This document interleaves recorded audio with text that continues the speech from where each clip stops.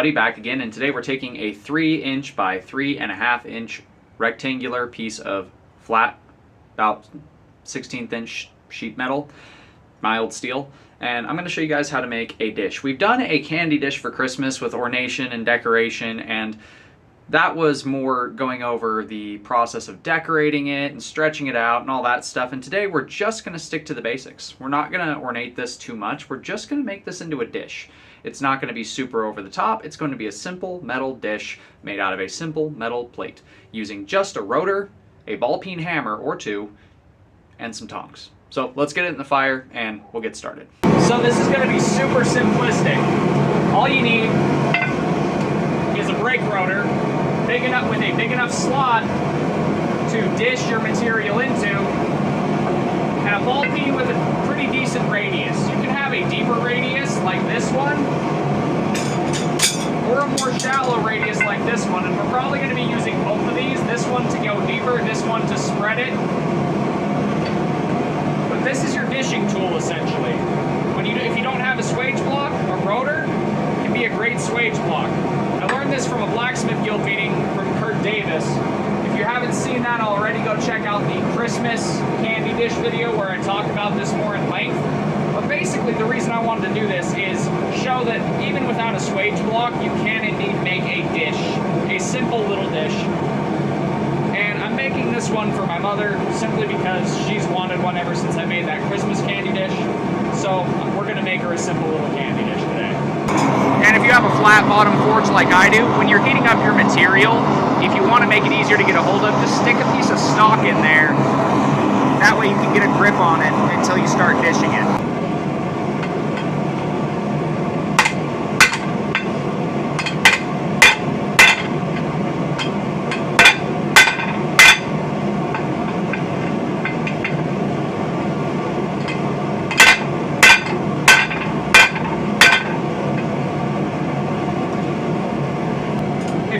Do it this way with a deeper peen, that's going to give you a lot of depth in a big hurry and draw the steel down in a big hurry. So once you've done that, you can switch over to using your other radius hammer to kind of smooth out the depressions this deeper peen is going to leave.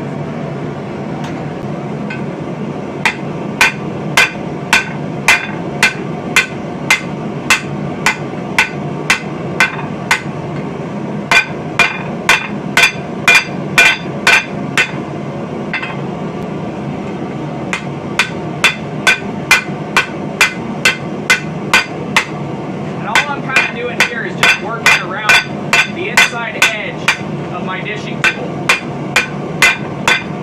So it's going to give me a nice even depression. And you can start to see it's starting to bulge right around that area.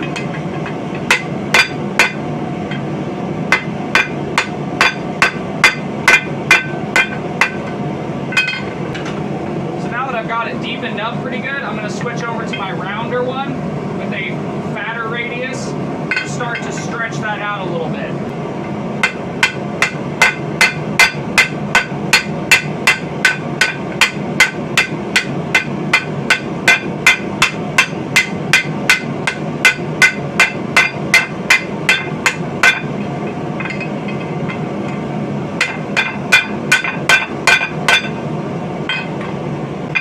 And as you can tell, this doesn't take too terribly long to actually do.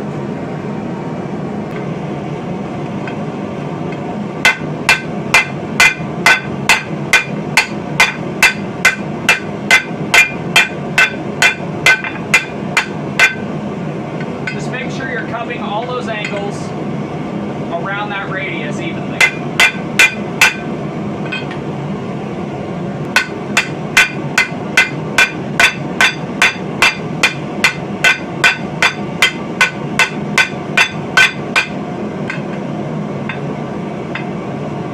So now that we've got a nice deep dish going, we can get rid of this and start working over the anvil itself.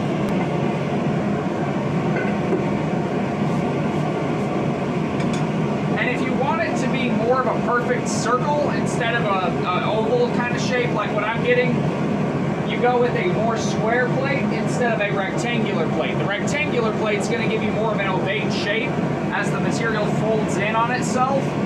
whereas a perfectly square plate will give you more of a perfectly circular depression. Now we're just going to set it flat on the face of the anvil and kind of flatten this base out a little bit. This way it sits a little flatter.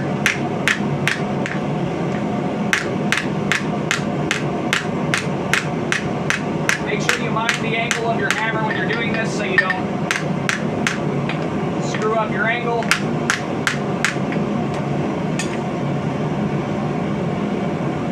So now you can see it's sitting nice and flat. It's got these nice lift-in edges, almost like a bow tie.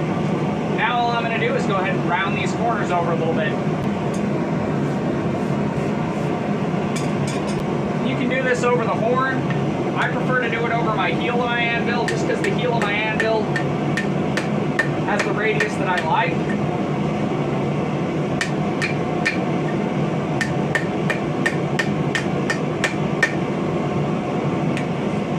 You can see kind of what we're doing here, creating that nice curved out and down kind of shape.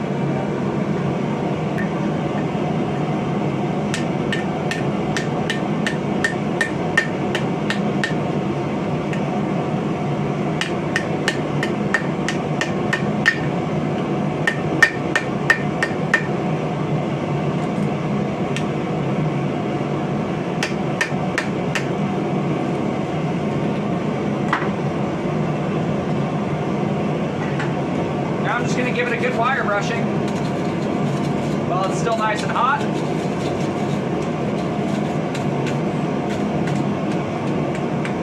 Get all that forge scale out of there.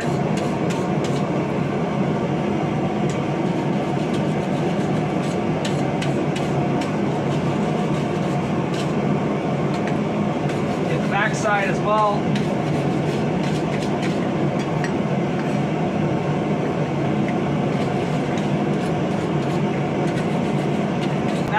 That easy, we made a nice little candy dish, key dish kind of deal with some nice radiuses and curves, and that probably only took me about 7 or 8 heats total. It didn't really take that long to do to make this. Now obviously you could dress it up more if you wanted it to be fancier. You could do some work around the finials and stuff before you dish it. But I was just wanting to show you guys a simple way to make a nice flat key dish, candy dish kind of critter without too much extra tools, without too much extra additional effort, aside from just having your anvil, some hammers, and that rotor. Thanks again, Kurt, for teaching me this trick. So if you guys haven't already, go check out Kurt Davis. He's a great blacksmith, has a lot of great videos on tools, blacksmithing tools, and forging some stuff out as well, if you guys want to check out his content. But there's our little candy dish all finished up. Very simple, very easy to make with just a car rotor and some hammers. But that does it for today's video. If you guys liked what you've seen, do me a favor, do that thing right there. And until next time, God bless, stay sharp out there. If you're looking for a custom hand-forged object like a knife, sword, polearm, whatever, check out the Etsy store. Link will be at the end of the video, and I'll see you in the next one.